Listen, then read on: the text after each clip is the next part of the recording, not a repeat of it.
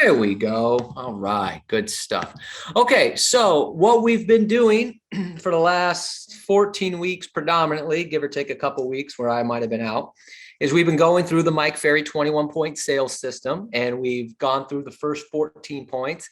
This week we are on point 15, which is tracking numbers. So I have a list of thoughts, ideas in regards to tracking numbers. Some of it you may have heard before. Some of it might be the first time you've heard it. Some of it just might be a really good reminder because you haven't heard it in a while. But either way, hopefully the goal is that there's a couple points in here that you find really good. Probably not every point's going to hit that mark for you, but we're just trying to find a couple here. Okay, they're not necessarily written in any particular order of importance. How they're written, you figure out what's more important to you. All right, so let's jump into this. So tracking numbers. So first point I wrote down here under tracking numbers is this: the fastest way to learn who you are as a real estate salesperson, the fastest way to learn who you are as a real estate salesperson, your strengths and weaknesses, your level of efficiency, and what it will take to succeed is to track your numbers. So I'll say that again. The fastest way to learn who you are as a real estate salesperson, your strengths and weaknesses, your level of efficiency, and what it will take to succeed is to track your numbers.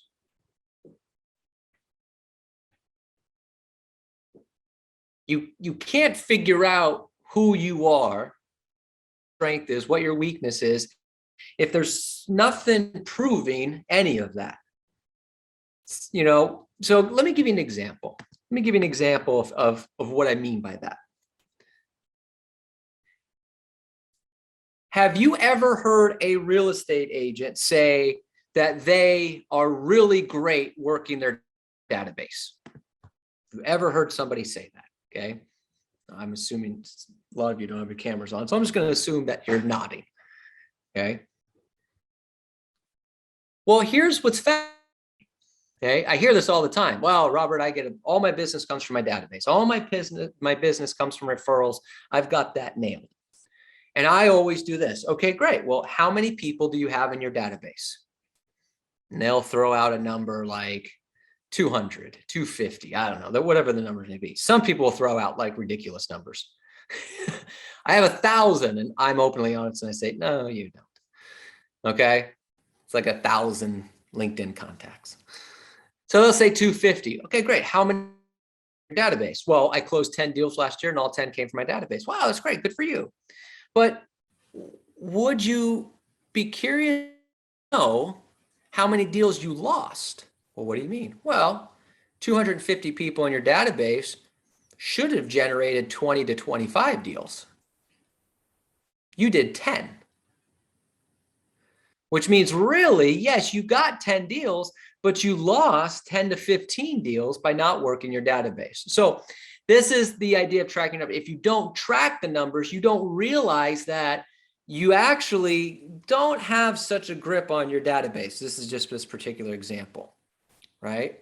And there's a variety of other different things. You also don't know what it might take to succeed. Well, how many contacts do you need to get a deal? I get this question all the time. Robert, how many contacts do I need to make to get a listing? Well, I don't know, because everybody's different. What I can tell you is start making a bunch of contacts, track it, and then we can start to see in the next few months how many contacts you need to find a deal, how many contacts you need to get a listing. And then we can base a plan around that. Okay. So you need to kind of figure that out. So let me ask you this in terms of strengths and weaknesses. Let me give you an example, another example of that. If I look at your numbers analyzer, I look at your numbers, and your listing closing ratio is, say, 20 or 25%, meaning that on a listing, you get a listing contract signed 25% of the time. Does anybody want to take a guess as to what's the first thing I'm going to say is the reason? Anybody want to take a guess? You can put it in the chat box or unmute yourself. If you have a low listing closing ratio, what's the first thing that I'm going to say you need to work on? Anybody want to take a shot at that? Alicia says, Tracking your numbers. what's that, Veronica? Yeah, tracking your numbers. Tracking, right. Yeah. So if you track your numbers and I see that you have a low closing ratio on your listings, what do you think's the first thing I'm going to go to as to the reason? Alicia says closing in the chat box. Could be. Anybody Prequal. else? What's that, Matt? Prequal. Prequal. Okay. I'm not saying anyone's right or wrong. I'm just seeing if anyone else wants to participate. Yukiko says the listing presentation. Yeah. Okay, great. The answer is, as Matt said, the prequal. So if you have a low closing ratio, the very first thing I'm going to say is, okay, great. Are you pre-qualifying listing? And are you asking 100% of the questions? That's the very first thing I'm going to say. Now, the natural reaction would be, well, God, I got to work on my listing presentation. I need to work on my closing, things like that. I'm not going to go there. I'm going to ask about the prequal. Why am I going to ask about the prequal? Why do you think, realistically, why do you think I'm going to go to the prequal first? That's why your closing ratio is low. Know their motivation. Know their motivation. And why is that important?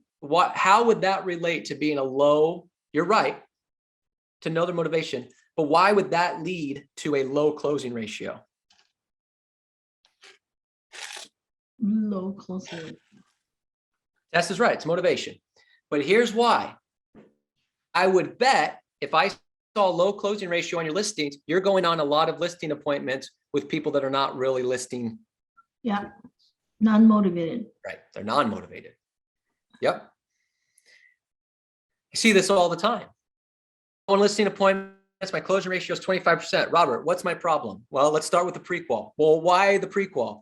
Well, I would guess that if you're not pre-qualifying them, you don't know their motivation, which is either A, since you don't know their motivation, you're having a hard time connecting with them. Okay. Or number two, you're going on presentations with people that are not very motivated. And you didn't know that because you didn't pre-qualify them. So nobody was going to get the listing. We had a situation like this. I didn't get the agent's permission to use their name, but we had an agent, very good agent in our company, did this a few years ago.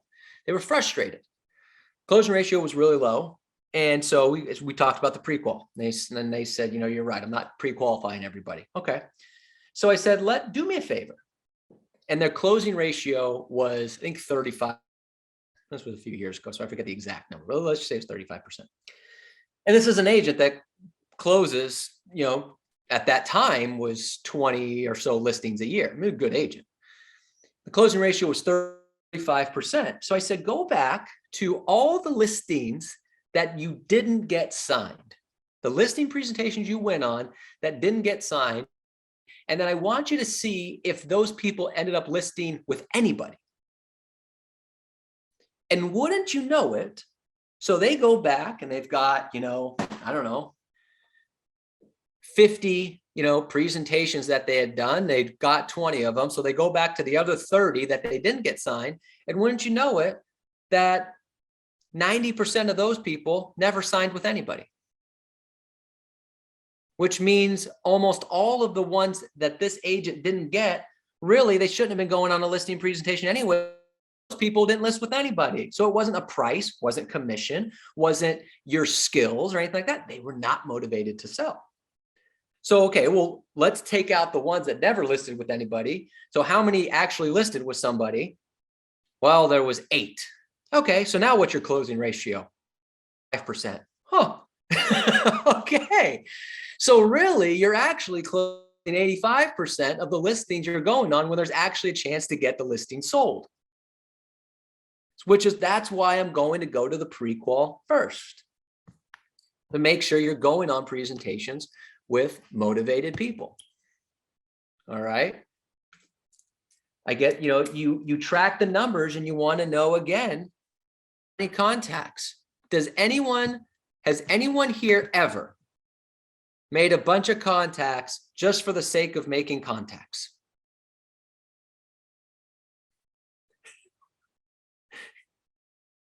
I have 3 people admitting to it, and the rest of you are lying, except for maybe Tess.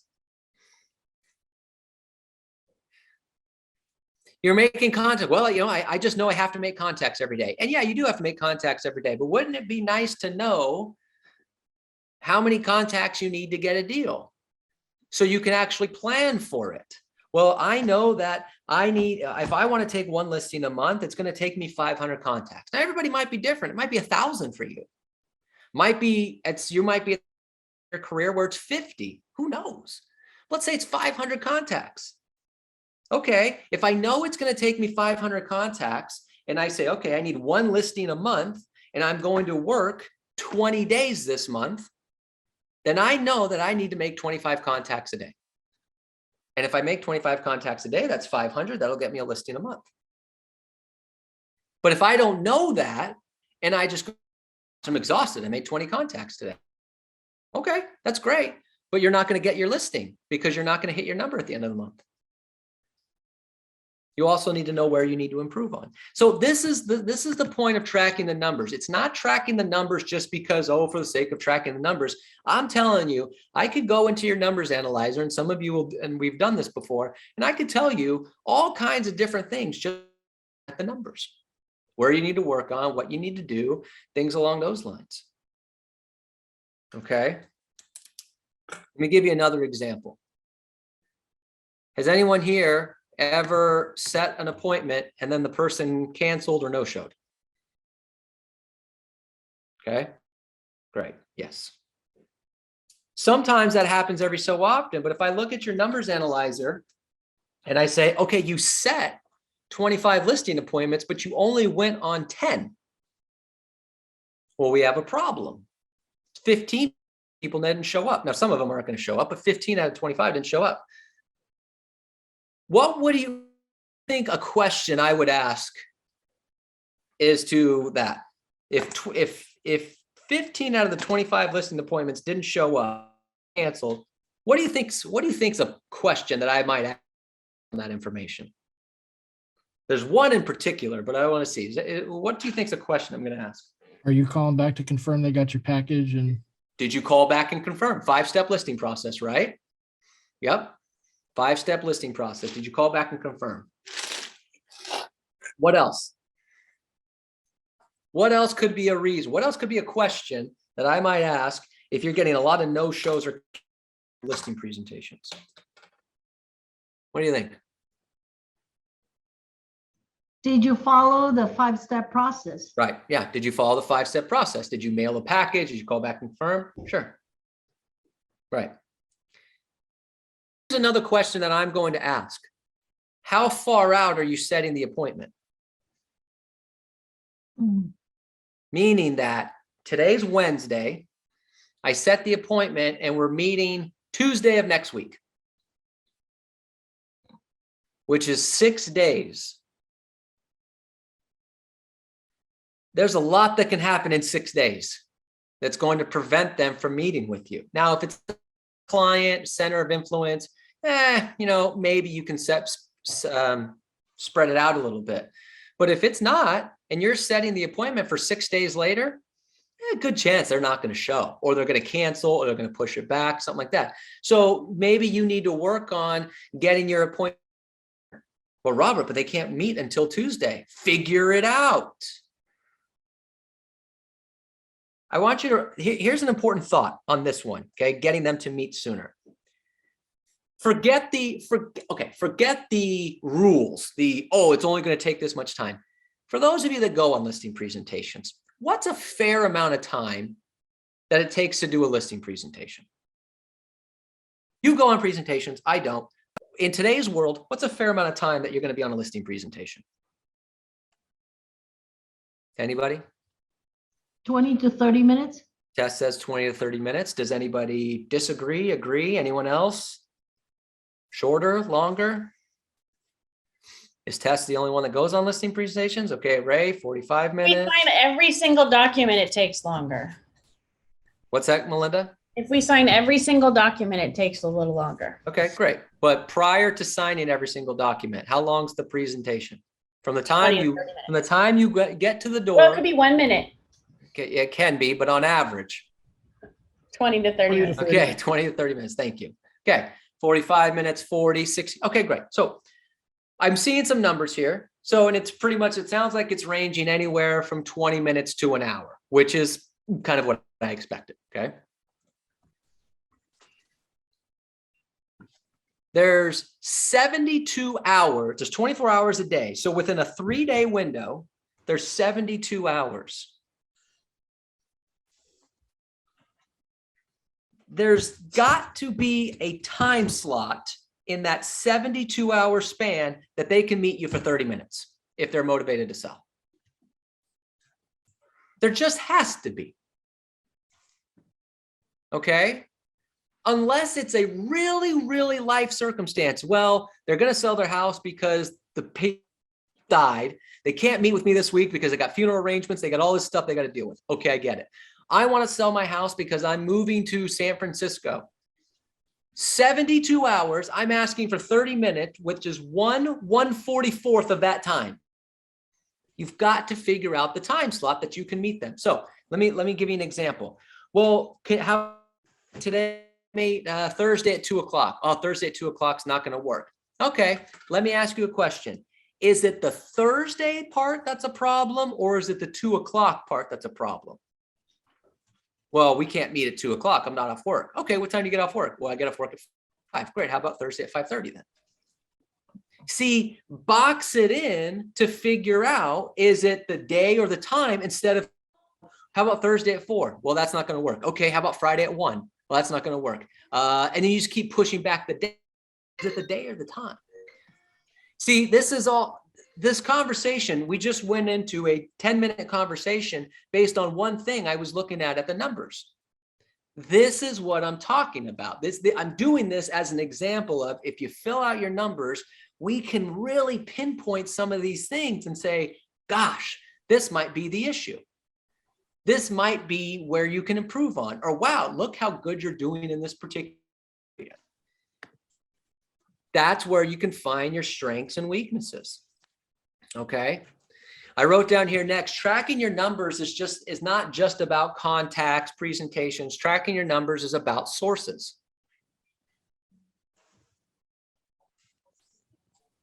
Where are you getting the leads from? Are you getting it from past clients? Are you getting it from just listed, just sold, for sale by owners, expires, for rent by owners, absentee owners, condos, probates, canceleds, old expireds, new expireds, 2 bedrooms? You know, where are you getting it? Ray says Arch telecommunication. Yeah. So where the dialer that you're using, the numbers you're getting. So what are the sources that you're getting? So I'll give you another example of why this is important. This is a real life example. We've done this with a few people, but I'll give you one in particular. I had an agent that, again, 20, 25 unit producer on a pretty regular basis, looked at the numbers, tracked their sources, and said, okay, out of the 25 deals, where did the deals come from? Okay. 20 of the 25 came from past client centers of influence. Pretty neat, right? 1 came from an expired, and then the other came from something regarding the listing, either a signed call, let's just sold, something like that. Okay. All right. So then I said, now let's look at your prospecting hours. How much time are you spending prospecting your database? Oh, about an hour a day, 30 minutes to an hour a day. Okay. What about the rest? So I spend about 2 hours calling expireds. True story. True story. Okay. So if I look at your numbers, 2 out of the 3 hours a day, you're calling expireds. Yes. So you're spending 67% of your prospecting on what equated to 4% of your business. Meanwhile, you're spending 33% of your prospecting, 1 out of 3 hours on past client centers of influence, of what equated to 80% of your business. But we don't know that if we're not tracking. Otherwise, we just think, I'm calling past clients. but how much time? And I'm using that as an example. I need your help. You know, you might be different. You might be in the opposite. You might be, hey, actually, I'm spending 80% of my time calling past client centers of influence, and it's equating a certain amount of my business. But I've actually closed 5 just listed, just sold this year, and I never call them. You should call them more. This is the beauty of tracking. We can find the strengths and weaknesses and how business. Okay, is making sense so far? Is there anything I've said that's of any sort of first 25 minutes? Okay, great. All right, I wrote down here the next point, right? For now, keep track of your numbers every day. Don't worry if it doesn't make sense to you right now. Keep track of your numbers every day. Don't worry if it doesn't make sense to you right now. It will eventually, okay? This is, as Mike Ferry would say, blind faith. It might not make sense, okay? I don't get it. Just do it anyways. But here's what I want you to write down. This is really important for some of you. Some of you, this isn't the deal. Some of you, it is. I don't buy into the idea that your numbers challenged. I don't buy into that idea one bit. I hear this excuse all the time. I'm just not really good with numbers. How can you not be good with numbers in a profession that requires math? You seem to be really good with numbers figuring out your commission. You seem to be really good with numbers when we accidentally charged you an extra month of E&O. You seem to be really on top of that number when there happens to be an extra E&O charge in there on accident. Boy, you're really good. Okay. Don't tell me. Don't tell me your numbers challenge. That's one of the biggest excuses we get with tracking. Oh, numbers, Robert, I'm just numbers challenged. That's bogus. I'm not going to buy into that. Okay. Hey, don't worry if it doesn't make sense today. It will eventually. Okay. Now I wrote down here, don't complicate the process of tracking numbers. If you're in Mike Ferry coaching, you get the Mike Ferry numbers analyzer. If you're with our company, we also give you a numbers analyzer. Very simple to use. You open it up and it just says, boom, tracking your numbers.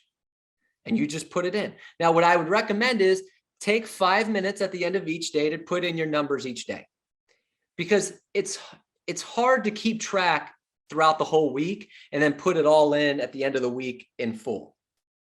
So I would just take 5 minutes, put your numbers in every single day. Okay. Okay. Now, make sure you're tracking your ratios in your numbers analyzer to see if you're improving. Make sure you're tracking the ratios in your numbers analyzer to see if you're improving. So, case in point, you might go the first 3 months of 2022 and it's taken you 500 contacts to get a listing. That's fine. Look at everyone's different, but the goal is to get better. So the second quarter of 2022, you need to be able to track to see, well, how many contacts did it take me to get a listing this quarter? And hopefully it's 450, 400. All right. So make sure you're tracking your ratios, that you're getting better and you're figuring it out. Tracking numbers solves one of the most bogus sales cliches there is. Okay. Now, those of you that have been around me for a while know I hate sales cliches. Okay. And one of them that I hate the most is, well, every no gets me closer to a yes. Well, if you don't fix your pitch, every no just gets you closer to another no. But if you realize that you're getting a lot of no's and you're tracking that and you're going, gosh, it's taking me 500 contacts to get a listing. Let me fix this. And now it's taking me 400. Now the no's are getting you closer to a yes. But if you don't track your numbers, you don't know that. I'm just making calls. And I'm going to get a listing at some point. Tracking your numbers helps you clear that cliche. Okay. Now, here's really important. I want everyone, if you haven't been listening yet, listen now. Okay. After this point, you can stop listening again. Okay. This is a really important point. The numbers only work if you tell the truth.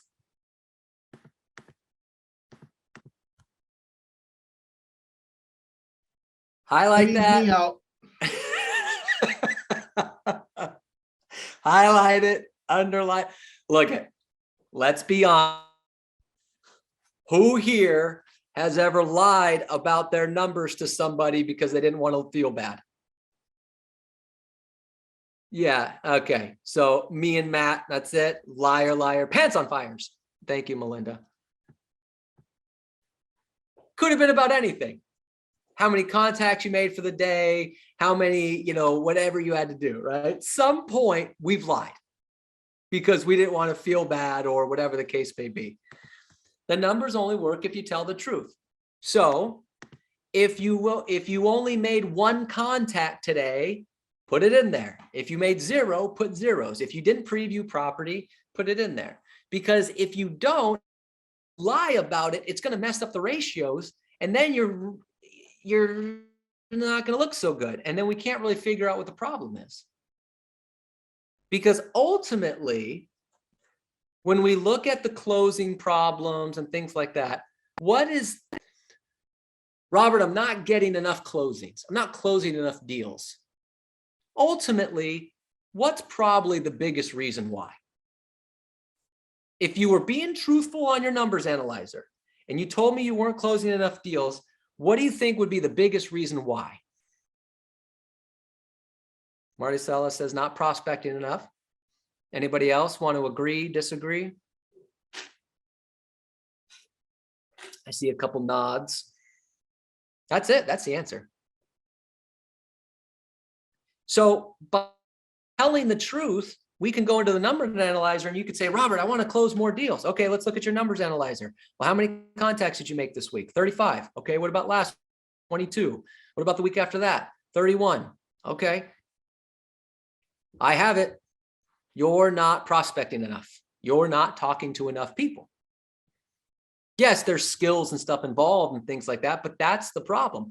But if you lie about it and you say, well, no, Robert, I made 150 contacts this week. Okay. God, you made 150 contacts this week and 150 contacts last week and 150 contacts the week before, and you don't have one lead? Well, we got to work on some other stuff. When really, that's not what we need to work on. It doesn't do you any good, realistically, okay, to lie about it. And it doesn't help from the coaching standpoint to lie about it either. The truth. Be honest with yourself. It's okay. If it's at 0, it's a 0. But if it is 200, then it's 200. Typically, I know. You want to know how I know you're lying? You want to know how I know you're lying on your numbers analyzer? All your numbers are round numbers. Meaning every week you have exactly 150 contacts. And I'm like, that's just not true. That is just not true. There was a week somewhere where you ended in a 3. You had 123 contacts. Okay. 112. Okay. You had an odd number in there. So when you put 150 or 100 every single week, I know you're lying. I just know it. So if you're going to lie, be more creative, I guess is what I'm saying there. All right. I wrote down here this is Mike Ferry line on the numbers don't lie. Do you want to build your business based on reality or based on fantasy? Tell the truth. Okay. Simple stuff. All right. I wrote down here too, in terms of another thing to track in your numbers analyzer, or just not necessarily, it could be a numbers analyzer, it could just be tracking numbers in general, is what months do you typically do your best work? What months do you typically get the most listings, the most buyers in escrow, the most closings, the most lead? What are the months? Why is it important to know what your best months are?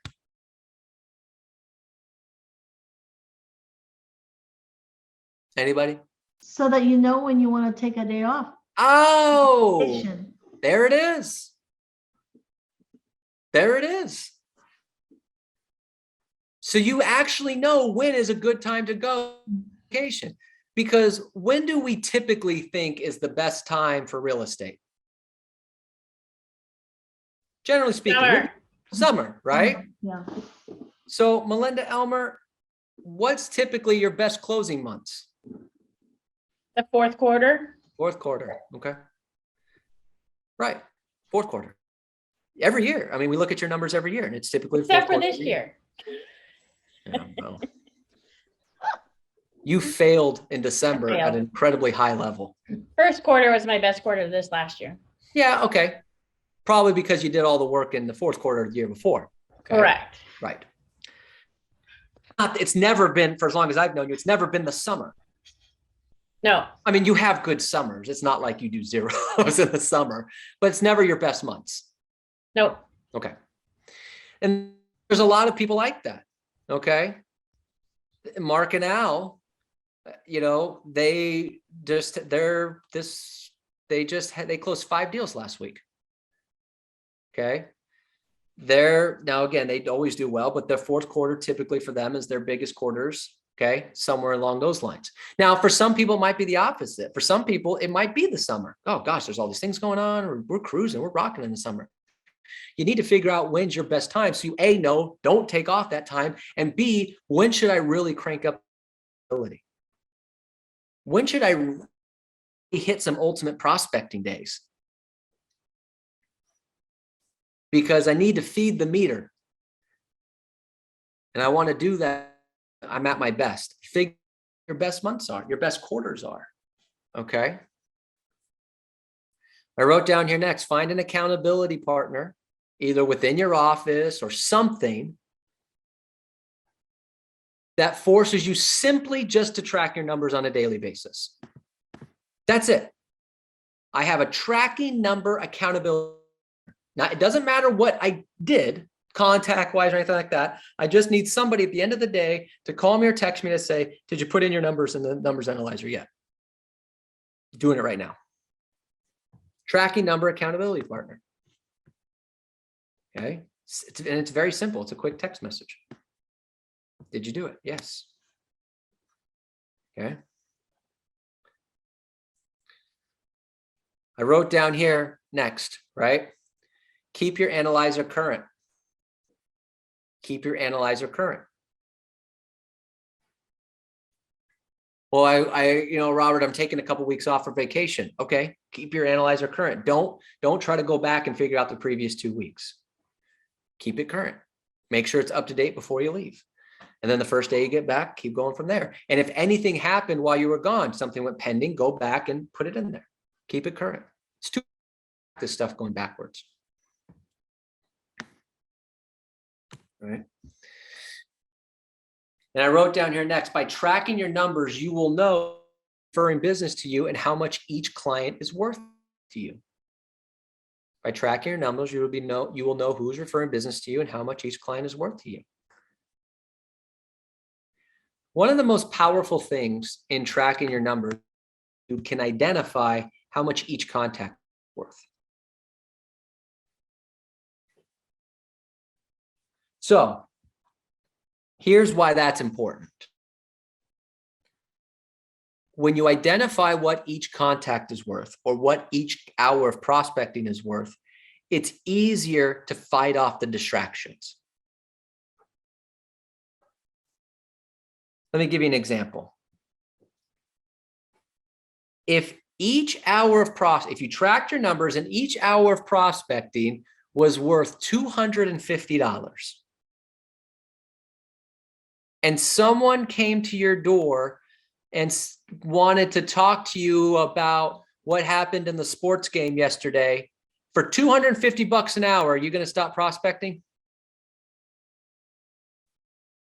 No. But if you don't know that it's $250 and you do want to talk about the Laker game, yeah, come on in, let's talk about it. You need to know what each hour of prospecting is or to fight off the distractions. It also is to keep you on schedule. In real estate, be honest, is it easy to get off schedule? Yes. Yes, it is. Very easy to get off schedule in real estate. So one of the ways you can stay on schedule is obviously have your goals in front of you, but would it help to stay on schedule if you knew exactly how much your time was worth that you're working? Is that helpful? Okay. So figure. And if once you figure that out, then you can tell people that are trying to distract you, hey, buddy. Look, I make $250 an hour prospecting. So $250 to get the hell away from me. I'm good either way. Okay, see you later. Good. Go. You think I'm joking, but I would really do that to people. Okay. Okay. If you knock on my door, you owe me $250 or whatever your number is, $100, $50. Well, Robert, I only make $50 an hour prospecting. That's 100 tacos. Not bad. It's not bad, right? Somebody owes me lunch. Fight off the distractions when you know how much each contact is worth. Wouldn't it be nice to know how much each contact was worth? So then you go, well, Robert, I made 15 contacts today. Yeah. I go, great. Well, what was the goal? 20. Well, and I go into your analyzer. Wow, each contact based on your analyzer, $50. And you missed your goal by 5 contacts today, right? Right. Well, that's $250. Over the course of over the course of a week, that's $1,200. Over the course of a year, we're talking about 50 grand.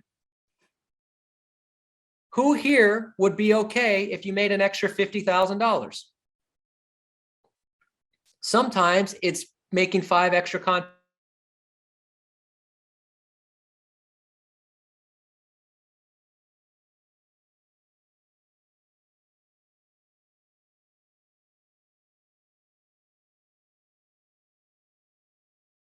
$1,000 over the course of the year, could you find an extra half hour to make 5 contacts in your day?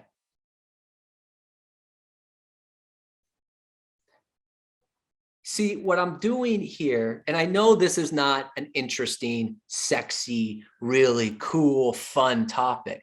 What I'm doing right now is showing you the power of tracking your numbers that I can get in the analyzer, and I can pick apart all these things to get you to where you want to go.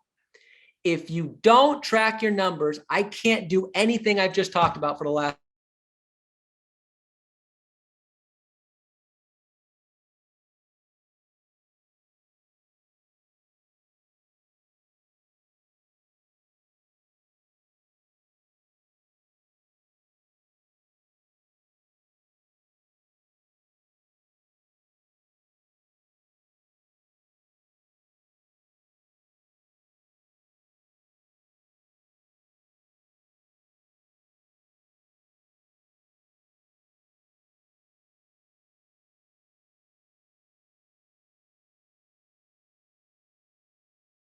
What happened? He's frozen? I'll text him right now.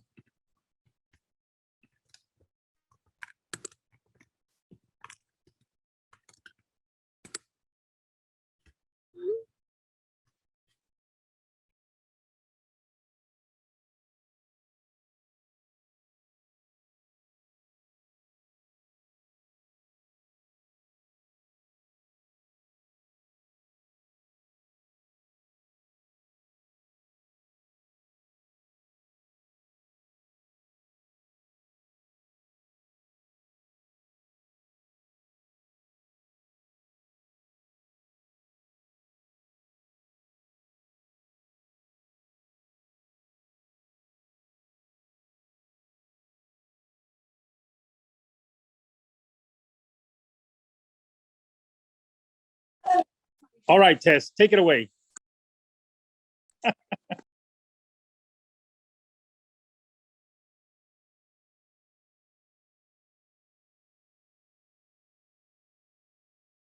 He's still tracking where he is. You're funny.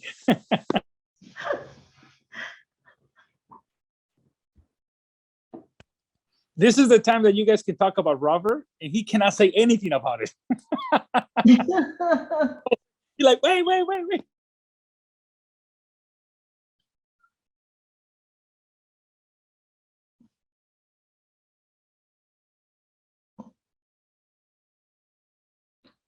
Ray, are you with MFO? Ray, Me? Yes, I am. I'm in Premier Coaching. does your coach ever tell you, are you tracking the people that you're talking to? When you say tracking the people that I talk to, meaning having conversation with, or just look at the numbers? No, the numbers, because in my experience, Ramona Kozak is my coach, right? Wow. And I'm Canada. looking at the numbers. Look to me when he was looking at my numbers, she mentioned that I have more contacts as opposed to how many I have as far as listing appointment. Meaning what she was talking about was I was talking to more like just listed, just sold, as opposed to have to people. So she mentioned to me that I have to watch the people that I'm talking to. Right.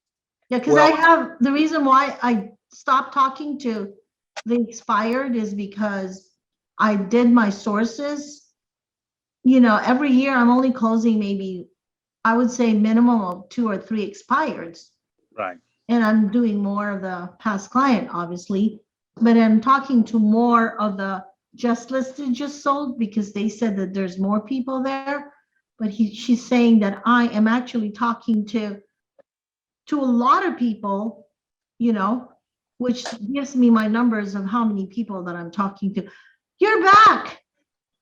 Did you track how many numbers you went through to get here? No, here's the thing. I'm kidding. No, I didn't realize that people were going to be so upset about this topic that they were going to kick me off the Zoom. But what are you going to do?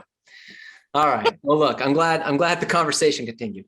So look, the point is, as I was wrapping up here, is I understand this is not an exciting topic. It's not a cool topic. It's not, you know, all that interesting. But I just did 45 minutes of showing that if I could look at the analyzer, I can pick apart so many different things. I say I, but it's a we. It's self, Neil, your Mike Ferry coach, your Tom Ferry coach, whoever you coach with, okay, can do that. But if you don't track the numbers, really, we're just guessing. It's all we're doing. It's just guessing to figure out what the problem may be. It's not hard. It's 5 minutes at the end of every day to be honest, put your numbers in, okay? And then just really go from there. And I'm telling you, it's going to make a huge, huge difference in your business, okay? All right, questions on anything I went over? I'm over my time. Some of you thought I was over my time 30 minutes ago. That's a different story. All right, everybody, that's all I got. I appreciate it. Great work. We have an afternoon of prospecting still to go.